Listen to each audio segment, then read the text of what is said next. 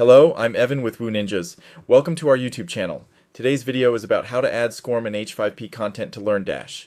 Before we get into the steps, let's quickly talk about why people add SCORM or Tin Can to LearnDash.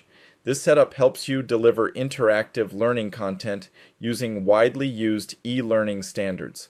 To do that inside LearnDash, we'll be using LearnDash eLearning Standards integration by Woo Ninjas.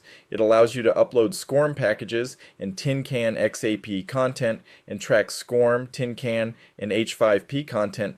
Alright, first, make sure LearnDash LMS is installed and active. Then install and activate the LearnDash eLearning Standards Interaction add-on. To do this, go to the plugin section and click on Upload Plugin, choose the file location and click on Install Now, and finally click on Activate Plugin. Once it's active, you'll see a new menu option inside your WordPress dashboard under LearnDash called eLearning Standards Integration.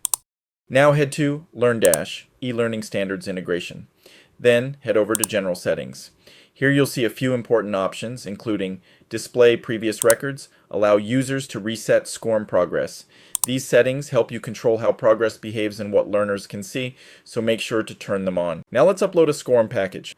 Upload SCORM, click on Browse File, select your SCORM zip package, and then click Upload Package. After the upload, the package is automatically extracted and you'll see it listed under SCORM packages. Now you have two ways to add SCORM content inside LearnDash. Method A. Add SCORM from the lesson or topic settings.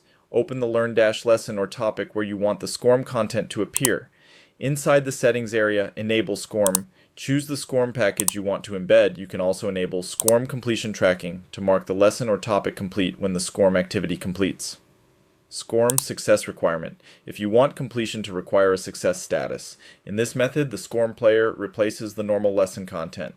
After that is done, click on Save. Method B, this is where you add SCORM using the shortcode. Each uploaded SCORM package generates a shortcode. You can paste this shortcode into the lesson or topic editor. To do this, go to the file you want to edit, scroll down, and select the block you want to edit. Search for shortcode on blocks, and then paste the code. After that is done, click on Save. This is useful when you want to combine SCORM content with your own text, images, or other media in the same lesson. To confirm tracking, navigate to the xAPI Reports tab. These reports show learner activity data, including the learner name, timestamps, xAPI verbs, for example, see, completed or answered, and scores. And if you want deeper details, you can open View Details to see the raw JSON output as well.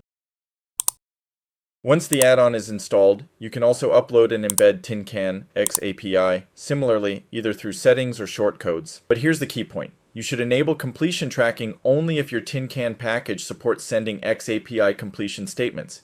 If your package does not send completion data, disable completion tracking so learners can still complete the lesson normally.